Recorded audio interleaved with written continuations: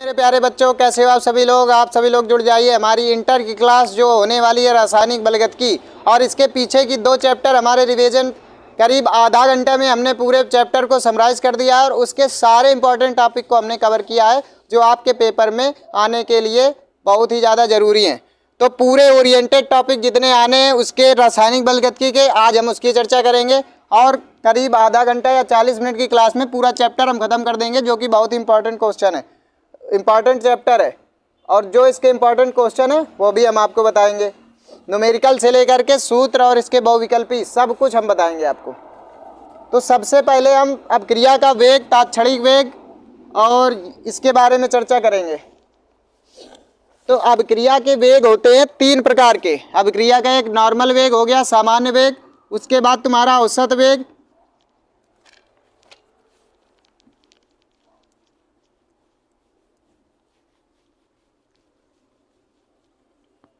तो अब हम पढ़ेंगे रासायनिक बलगतिकी।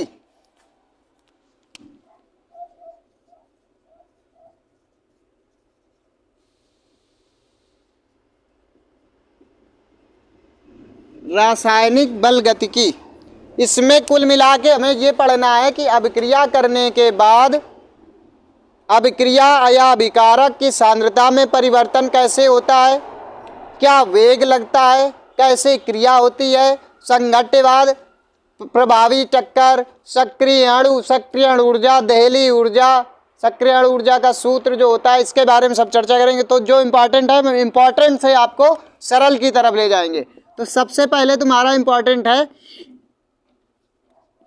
तात्कालिक वेग या तुम्हारा औसत वेग, तीनों एक साथ पढ़ा देंगे, या अभिक्रिया का वेग। तो देखो, इकाई समय में अभिकारक की सांद्रता में परिवर्तन क्या कहलाता है, अभिक्रिया का वेग। क्या परिभाषा हमने बताई, इकाई समय में, इकाई या एकांक कह सकते हो, समय में एक अभिकारक पदार्थ कितने उत्पाद में अभिक्रिया में परिवर्तित हो रहा है, सांद्रता में परिवर्तन। मान लो ये x था, बाद में a था, बाद में x हो गया, तो a माइनस एक्स जो सांद्रता परिवर्तन हो रहा है, उस सांद्रता परिवर्तन को अभिक्रिया का वेग कहते हैं। इकाई समय में सांद्रता परिवर्तन। अच्छा, औसत वेग क्या होगा कि निश्चित समय में, ये हो जाएगा निश्चित समय में। एक ही जगह तीनों इसलिए बता दिए कि अब तुम कभी कंफ्यूज नहीं होगे। निश्चित समय में सांद्रता परिवर्तन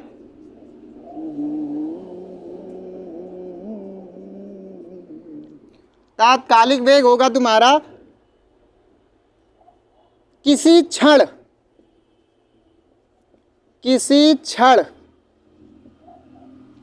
तात्क्षणिक वेग क्या हो गया, किसी क्षण अभिकारक। अब हमको जैसे 12 बजे से 1 बजा, तो हम कहें कि 5 मिनट, 12:05 में कितना अभिकारक सांद्रता परिवर्तन कर रहा था। तो किसी क्षण अभिकारक पदार्थ की सांद्रता में परिवर्तन तात्कालिक वेग या तात्क्षणिक वेग कहलाता है। अब इनकी सबकी देख लो, dr/dt, या इसको ऐसे लिखा जाता है dr, नहीं इसको लिख दो यहाँ डेल्टा r बटे डेल्टा t, या r/, या इसको x/t। ये तुम्हारा हो गया अभिक्रिया का वेग, ये हो गया तुम्हारा औसत वेग, और ये हो गया तुम्हारा तात्कालिक वेग। इसके बाद आज इसमें हम आगे देखेंगे इसको प्रभावित करने वाले कारक, अभिक्रिया को प्रभावित करने वाले कारक देखेंगे। तो अभिक्रिया को कौन कौन से कारक प्रभावित कर सकते हैं। तो अभिक्रिया को प्रभावित करते हैं, पहली तो सांद्रता, ताप, दाब, अभिकारक की प्रकृति, अभिकारक की अवस्था, इस सब के बारे में देख लो, क्योंकि पूछ लेता है। ये इंपॉर्टेंट क्वेश्चन है, पूछा हुआ है, आंसर उठा के देखिएगा 2023-24 का क्वेश्चन।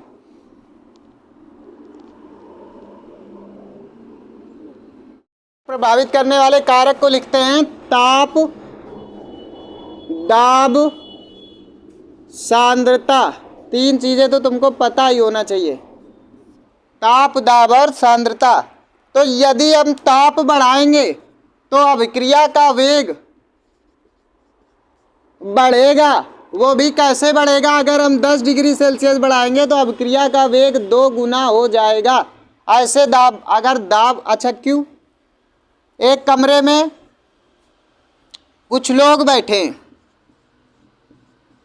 अलग अलग बैठे हैं, आराम से उनका अब इसमें अगर कहीं कोई कह दे कि इसमें आग लग गई तो ये सब आपस में चिपक जाएंगे, क्रिया करेंगे, है ना, आपस में बातचीत करेंगे, भगदड़ काटेंगे। तो जैसे ही ताप बढ़ता है प्रभावी अणुओं की टक्करें बढ़ना शुरू हो जाती हैं। सक्रिय अणु ज़्यादा तेजी से टक्करें करना शुरू कर देते हैं, जिससे ताप बढ़ने पर वेग बढ़ जाता है। इसी प्रकार दाब, पहले फैल फैल के बैठे थे, कम क्रिया हो रही थी, फिर उनको जोड़ दिया गया, चिपका दिया गया, है ना। तो दाब तुम्हारा जैसे ही बढ़ा तो तुम्हारा वेग भी बढ़ जाएगा। सांद्रता बढ़ाएंगे तो प्रभावी चक्कर, क्योंकि सक्रिय अणु बढ़ जाएंगे तो प्रभावी चक्कर के कारण तुम्हारा अभिक्रिया का वेग बढ़ जाएगा। उत्प्रेरक देख लो, उत्प्रेरक क्या करता है? अभिक्रिया को घटा भी सकता है और बढ़ा भी सकता है, दोनों काम।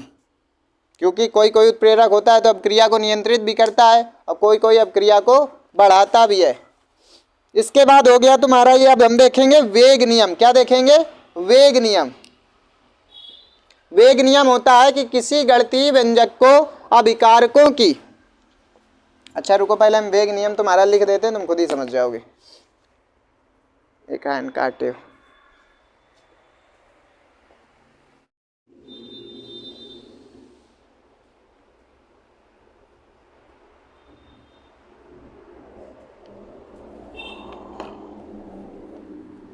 अब तुम केवल वेग समीकरण देख लो, लिखा कैसे जाता है।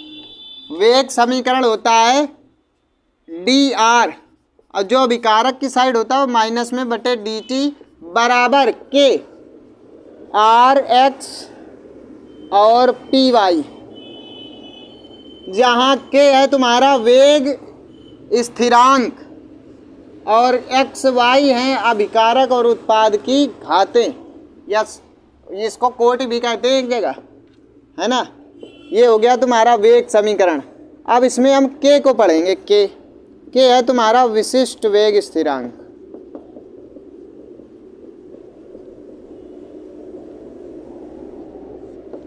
विशिष्ट वेग स्थिरांक क्या होता है? स्थिर ताप पर अभिक्रिया का वेग विशिष्ट वेग स्थिरांक के बराबर होता है जब अभिक्रिया या अभिकारक की सांद्रता इकाई हो। देखो क्या परिभाषा हमने बताई, स्थिर ताप पर, स्थिर ताप पर अभिक्रिया का वेग, स्थिर ताप पर अभिक्रिया का वेग विशिष्ट वेग स्थिरांक के बराबर होता है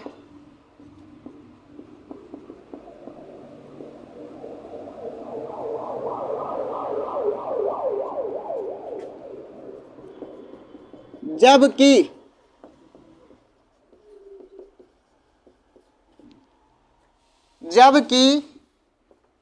सांद्रता, अभिकारक की जो सांद्रता है वो इकाई हो।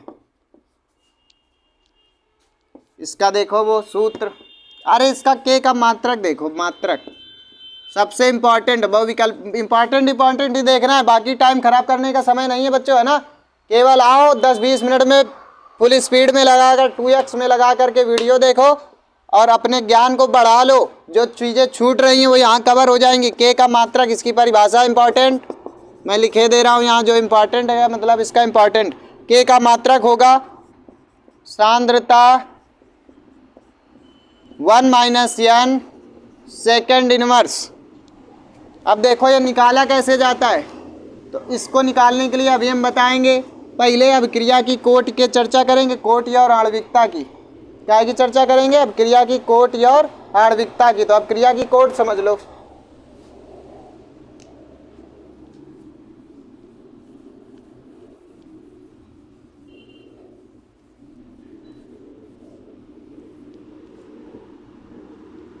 अभिक्रिया की कोटि, बड़ा इंपॉर्टेंट है ये। क्या कोटि और आणविकता में अंतर? तो कोटि समझो क्या होती है।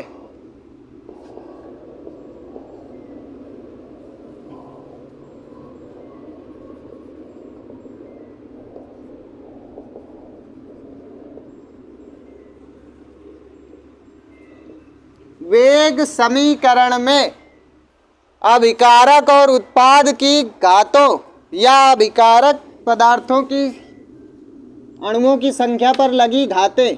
अभिकारक, ये अभिकारक ही मानो दोनों, आर और पी दोनों अभिकारक हैं। इनको आर, ये प्रोडक्ट मत समझना, इनको ए भी मान लेते हैं, ऐसे समझ लो। अभिकारक अणुओं की घातों के योग को उस अभिक्रिया की कोटि कहते हैं। वेग समीकरण में व्यक्त अभिकारक की सांद्रता में लगी घातों के योग को अभिक्रिया की कोटि कहते हैं। समझ में आ गई बात? कोटि।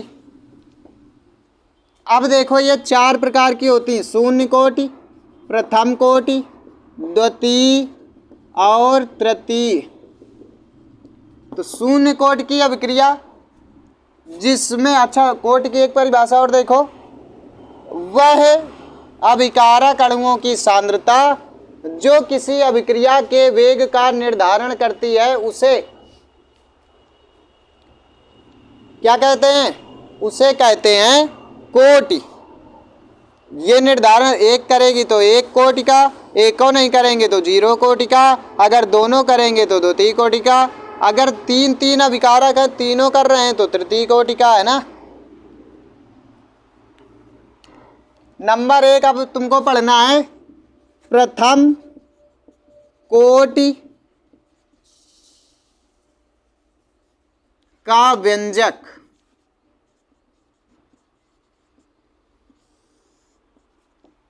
प्रथम कोटि का व्यंजक, ये तुम्हारा रिएक्टेंट है, ये तुम्हारा प्रोडक्ट है। इन्हीं की सांद्रता में परिवर्तन होता है तो प्रोडक्ट तुम्हारा निर्माण होता है। प्रथम कोटि की अभिक्रिया का व्यंजक होता है x/, के बराबर होता है x/t।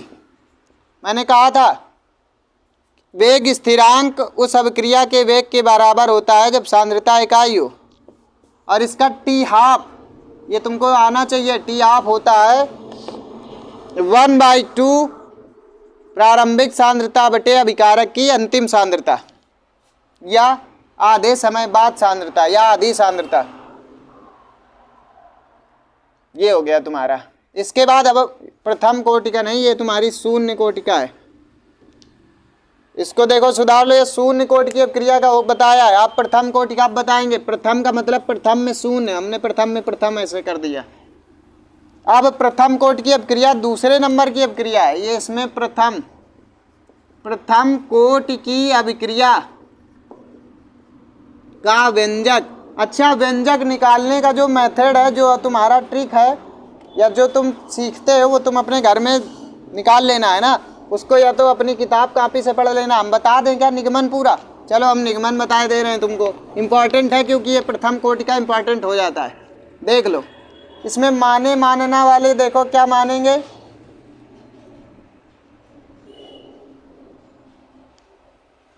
प्रारंभिक सांद्रता A है तथा t समय बाद वो x हो जाती, मतलब जैसे ये है R और P, तो ये तुम्हारी प्रारंभ में A है और प्रारंभ में t बराबर 0 है, और t समय बाद A - x हो जाती है। तो इसको तुम कैसे ऐसे नहीं लिख सकते हो, dx/dt बराबर Ka-x ऐसे लिखा। अब हम क्या करेंगे, इसको लेके आएंगे इधर, तो ये हो जाएगा dx/A-x बराबर, इसको ले जाएंगे उधर k/dt। अब क्या करेंगे, दोनों पक्षों का समाकलन कर देंगे। समाकलन करने पर क्या आएगा, -log A-x बराबर k/dt हो जाएगा kt + c या i, कुछ भी लिख दो, या मैंने c लिख दिया। अब क्या करेंगे, प्रारंभ की अवस्था का बात करेंगे। प्रारंभ में x बराबर a या x बराबर 0, हाँ, और t बराबर 0 रखने पर जब रखेंगे इसमें मान तो क्या हो जाएगा, C बराबर आ जाएगा log A minus log A आएगा, इतना ही तो बचेगा। इसके बाद क्या होगा, इसका मान, इसको मानो समीकरण 1, इसको मानो समीकरण 2, तो समीकरण 1 का मान समीकरण 2 में रखने पर आ रहा है,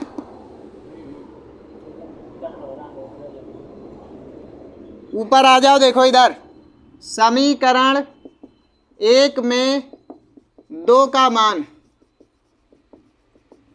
2 का मान रखा हमने, रखो इसका C की जगह रख दो, तो हो जाएगा minus log A minus x बराबर के टी माइनस लॉग A। ये चला जाएगा उधर, चला जाएगा, इसको भेज दो उधर, चाहे जैसे कर लो कि इसको इधर भेज दो, तो के टी बराबर इसको इधर भेजोगे तो log A minus log A minus x ऐसे होगा, चाहे इधर भेज लोगे तो ये माइनस में जाएगा, प्लस में, तो जो प्लस में जाएगा उसके बाद हाँ के टी। अब क्या करना है, लॉग का तुमको नियम पता है, लॉग का नियम क्या होता है, लॉग का नियम होता है जब माइनस में हो तो हो जाएगा log A बटे A माइनस एक्स, ऐसे होगा। अब तुमको देखो धीरे से सूत्र मिल गया, प्रथम कोटि की अभिक्रिया का क्या मिल गया, के बराबर, अच्छा ये अभी बेस ई में है, के बराबर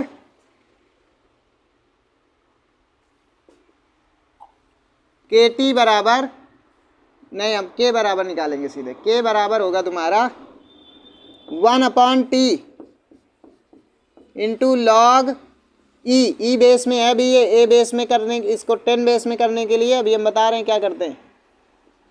अब इसको अगर 10 बेस में निकालेंगे तो 1/t 2.303 इंटू लॉग 10 ए माइनस एक्स, ये अपने घर में तुम तैयार कर लेना, है ना। अब इसका मात्रक, मात्रक यहीं देख लो, मात्रक कैसे निकालते हैं, तो हमने बताया सांद्रता, सांद्रता होती है इसकी मोल प्रति लीटर या लीटर इनवर्स और n1 माइनस n, और n की कोटि, तो प्रथम कोटि की है तो n बराबर 1 रखने पर, और सेकंड इनवर्स तो जब 1 रखेंगे तो ये 0 हो जाएगा, और n की पावर 0 बराबर 1 होता है, तो ये आ गया केवल सेकंड इनवर्स इसका मात्रक। ये बड़ा इंपॉर्टेंट है, इसे द्वितीय कोटि का मात्रक निकालना सीख लो। मैं फिर बता दे रहा हूँ, सांद्रता होता है मोल प्रति लीटर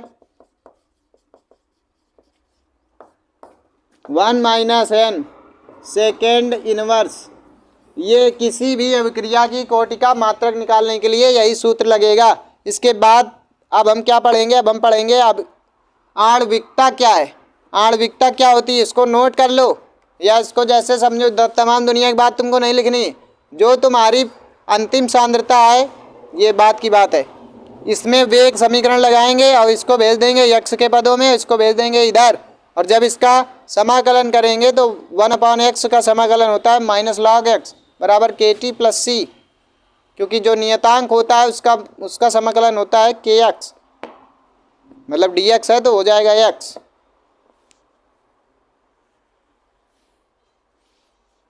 अब हम पढ़ेंगे आणविकता, उसके बाद आणविकता और कोटि में अंतर। तो आणविकता होती है तुम्हारी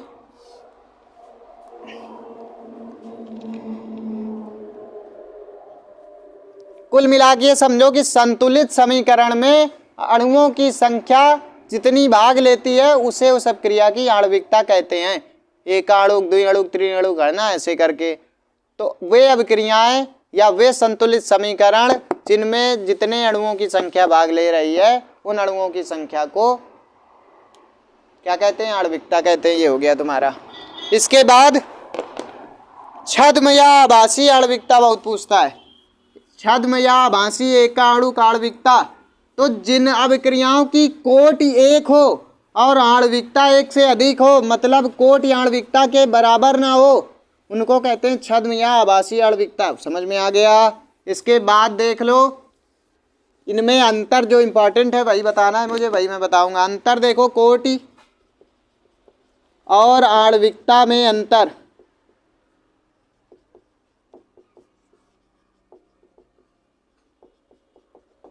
कोट की तरफ लिखेंगे यह प्रायोगिक मान है, यह प्रायोगिक मान है, यह सैद्धांतिक मान है।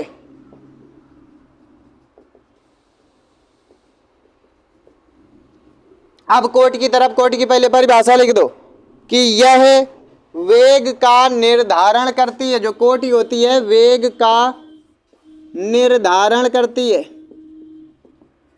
निर्धारण करती है,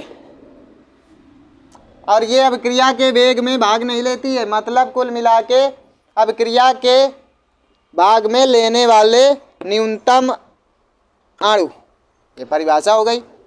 अभिक्रिया में भाग लेने वाले अणुओं की संख्या को कोटि कहते हैं।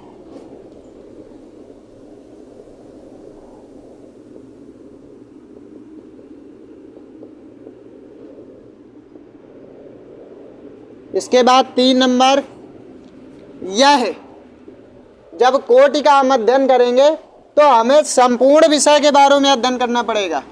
संपूर्ण विषयों का, संपूर्ण पदों का अध्ययन, और इसमें 3, इसका ये 2 नंबर, ये 3 नंबर, कोई विशेष पद का अध्ययन,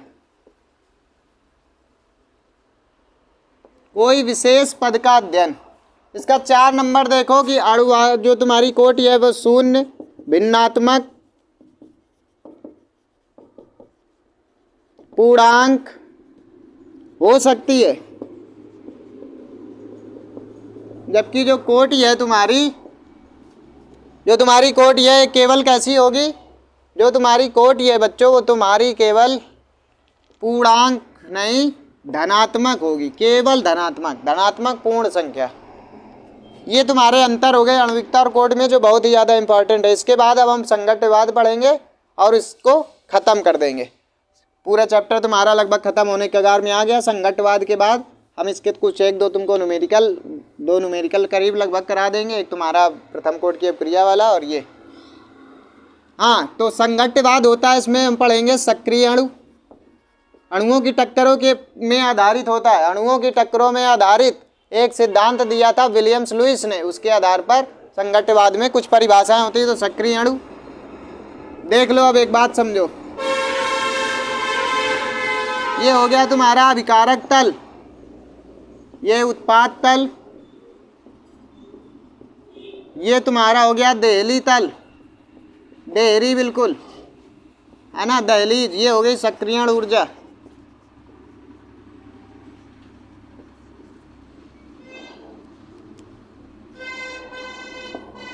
सक्रिय अणु, तो सक्रिय अणु क्या होते हैं? वह अणु जो अभिकारक अणु, जो अभिक्रिया में प्रभावी चक्करों में भाग लेते हैं, उनको कहते हैं सक्रिय अणु। सक्रिय अणु ऐसे समझो जो तुम्हारे आसपास के कुछ लोग होते हैं जो लड़ाई झगड़ा में ज़्यादा भाग लेते हैं, जिनके बोल देने से लड़ाई झगड़ा हो जाती है, उन्हें सक्रिय अणु या सक्रिय आदमी या वो कहते हैं। आतंकवादी नहीं कहते हैं ना, जो एक्टिव हो जाते हैं, बम ब्लास्ट कर देते हैं, वही सक्रिय अणु समझो। उसके बाद तुम्हारा हम पढ़ेंगे इसके बाद प्रभावी टक्कर, ऐसी टक्कर जिससे अभिक्रिया गतिशील होती है, ऐसी टक्कर जिससे अभिक्रिया गतिशील होती है बच्चों, प्रभावी टक्कर कहलाती है। प्रभावी टक्कर का मतलब, टक्कर तो बहुत होती हैं, अणुओं के बीच में टक्कर तो तमाम होती हैं, तुम्हारे घर में लड़ाई तो तमाम होती है ना, आस पड़ोस में लड़ाई हो रही, खूब हो रही, ठीक, कोई बात नहीं, हमने तुमको कहा, तुमने हमने को, बात खत्म। लेकिन ऐसी टक्कर जो किसी बात को रिजल्ट तक पहुंचा दे, है ना, उस टक्कर को प्रभावी टक्कर कहते हैं।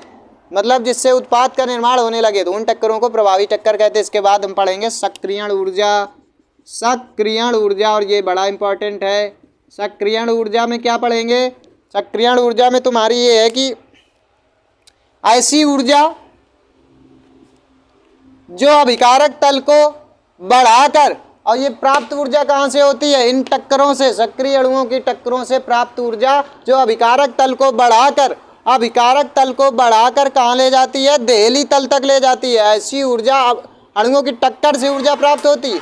ऐसे लड़े और लड़ने से ऊर्जा प्राप्त हुई। तो अभिकारक तल को बढ़ाकर सक्रियण ऊर्जा के द्वारा देहली तल तक ले जाया जा सकता है। चलिए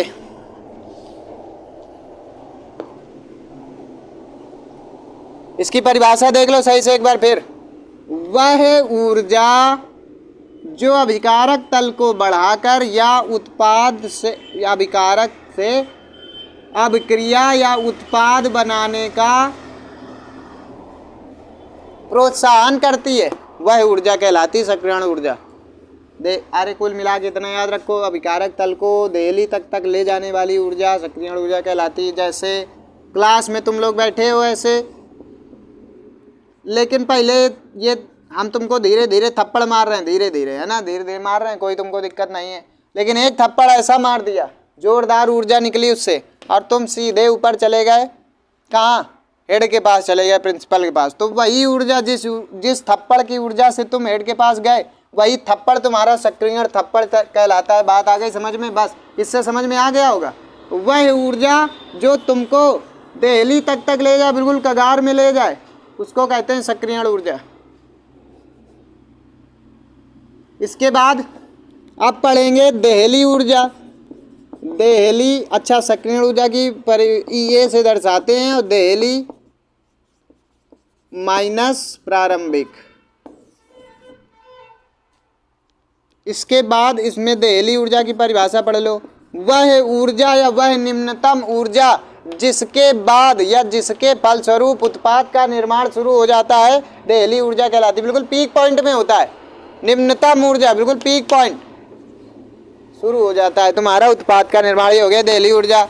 अच्छा, इसमें इंपॉर्टेंट क्या है जो ट्रेंडिंग में चल रहा है, समझ लो, बहुत इंपॉर्टेंट है ये सूत्र।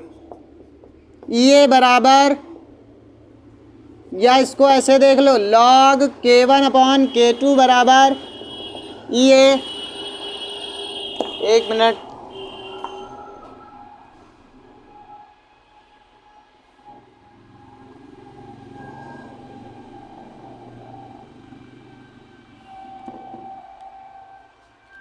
ये अपान 2.303 R into T2 minus T1 बटे T1 इंटू T2, ये है तुम्हारा सक्रियण ऊर्जा का सूत्र। और ये बहुत ट्रेंडिंग में चल रहा है, इससे बहुत सवाल पूछता है। जैसे एक सवाल तुम देख लो, हम तुमको कराए दे रहे हैं, इसका एक सवाल हम तुमको कराए दे रहे हैं, देख लो। सक्रियण ऊर्जा की परिभाषा दीजिए, तो परिभाषा हमने बता दिया, और ये तुम्हारा 2022-23 में आया हुआ क्वेश्चन है ना। फिर वो कहेगा, देख लो, इसी का हमें एक सवाल तुमको कराए दे रहे हैं। ये देखो स्क्रीन में तुमको बच्चों सवाल दिख रहा होगा, सवाल देख लो, हम इसके पद यहाँ से लिखे दे रहे हैं। जिस किसी अभिक्रिया के 400 केल्विन, 400 केल्विन मतलब जो तुम्हारा T1 है 400 केल्विन, T2 मतलब बाद में पूछ रहा है 600 केल्विन। इसके बाद वो कह रहा है वेग स्थिरांक जो K1 है 0.02 और K2 0.08, सेकेंड इनवर्स है, बस वही प्रथम कोटि की अभिक्रिया, इससे पहचान जाया करो मात्रक से। तो कह रहा है इसकी सक्रियण ऊर्जा ज्ञात करो। तुमको लगभग सारी चीजें दी है, तुम ऐसे रखो, लॉग, सूत्र लिखेंगे सीधे, लॉग K1 बटे K2 बराबर EA 2.303। अच्छा, R का मान होता है 8.314, ये याद रखो, kilo joule into mole inverse, ऐसे करके, into R T2 minus T1 बटे T1 minus T2 into T1 into T2। अब क्या करेंगे, अब मान रखना शुरू करेंगे, K1 K2 का मान रखेंगे तो आ जाएगा 2/8, ये दशमलव दशमलव सब उड़ जाएगा, तो लॉग ऐसे लिख लो, बराबर EA। अच्छा, EA की जगह क्या रखेंगे, EA रखेंगे 2.303 R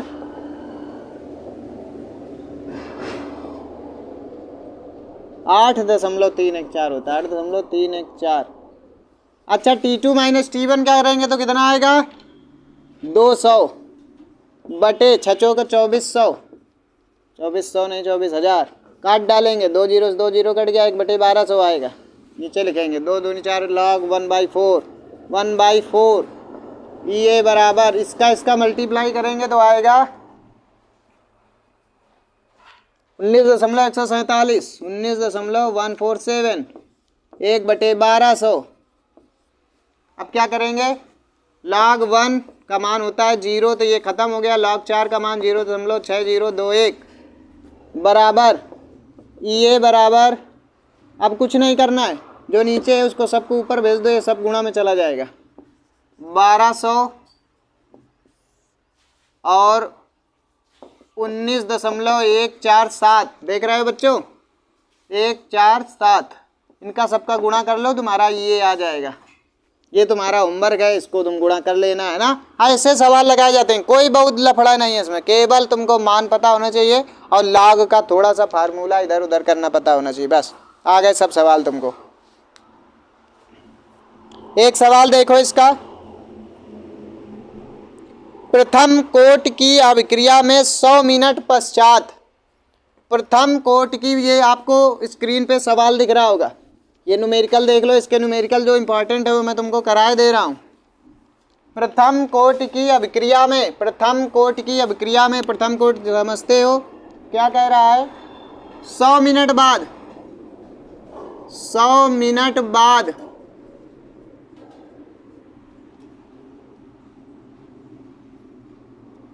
किसी पदार्थ का सांद्रण अपनी प्रारंभिक सांद्रता का 99% विकसित हो जाता है। अभिक्रिया का वेग स्थिरांक ज्ञात करो, प्रारंभिक सांद्रता 99%, तो जहाँ t बराबर देखो, t बराबर हो गया तुम्हारा समय प्रारंभिक सांद्रता 100। यहाँ करेंगे क्या, कुछ नहीं दिया इसने, इसमें मानेंगे, इसमें बच्चा मानेंगे, प्रारंभिक सांद्रता मान लेंगे 100 है, a बराबर कितनी है 100, 99, 100 का 99% निकालो, 100 का 99% तो मतलब 100 आ गया कितना 99 आया, बचा कितना a माइनस यक्स कितना बचा 1 बचा। अब सीधे हम सूत्र लिखेंगे, k बराबर 2.303, इन सवालों को सूत्रों को रट डालो, log a बटे a माइनस यक्स, k बराबर 2.303, t कितना दिया है 100 मिनट दिया है, 100 मिनट तो लिख देंगे 100 मिनट, 100 मिनट दिया है, इंटू log हमने a माना था 100, a माइनस यक्स तुम्हारा निकला a, k बराबर 2.303, 100 log 100 का मान होता है 2, 3 दूनी 6, 2 दूनी 2 0 0, 3 दूनी 6, 2 दूनी 4, 0.2 इधर और बढ़ेगा,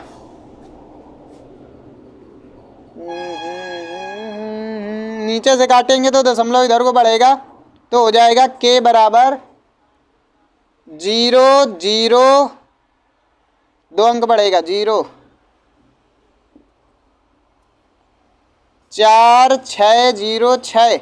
अब इसको अगर k बराबर ऐसे लिखेंगे तो 4.10⁻² सेकेंड इनवर्स। ऐसे सवाल लगाए जाते हैं, ये सवाल मैंने इसलिए बताया, इसमें पूछ लेगा अपना 50% रह जाता है, अब क्रिया का 45% रह जाता है, 99% तो पहले मान लो 100, जितना रह जाता है उतना परसेंटेज निकाल के माइनस x आ जाएगा, उसके बाद सूत्र में सवाल रख देंगे, हो जाएगा काम खत्म।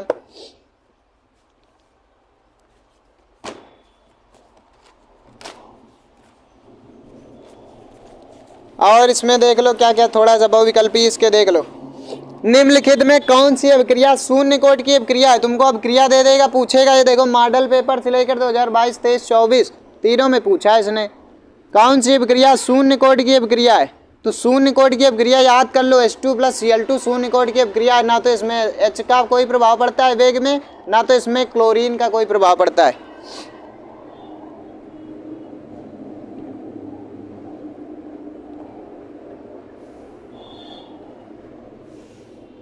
अच्छा, शून्य कोटि की जो अभिक्रिया होगी उसके लिए वेग समीकरण तुमसे पूछेगा क्या होगा। तो शून्य कोटि की अभिक्रिया के लिए वेग समीकरण ये होगा। प्रथम कोटि की अभिक्रिया के लिए वेग समीकरण क्या होगा। प्रथम कोटि की अभिक्रिया के लिए वेग समीकरण या तो ये होगा और या तो होगा, दोनों में एक एक कर दोगे तो वो द्वितीय कोटि की हो जाएगी। हाँ, ये हो गया तुम्हारा, ये तुमको समझ में आना चाहिए। प्रथम कोटि के वेग स्थिरांक का सूत्र तुमको आना चाहिए। बहुविकल्पी में सब मैंने जितना बताया सब बहुविकल्पी में है। हाँ, टी आप की तो मैंने कहीं चर्चा नहीं की। प्रथम कोटि की अभिक्रिया के लिए टी आप बराबर होता है 0.693 बटे के अर्धायुकाल। मान लो कहते 50% रह गया तो सीधे यही सूत्र लगा दोगे, बस इधर उधर को सोचना ही नहीं है।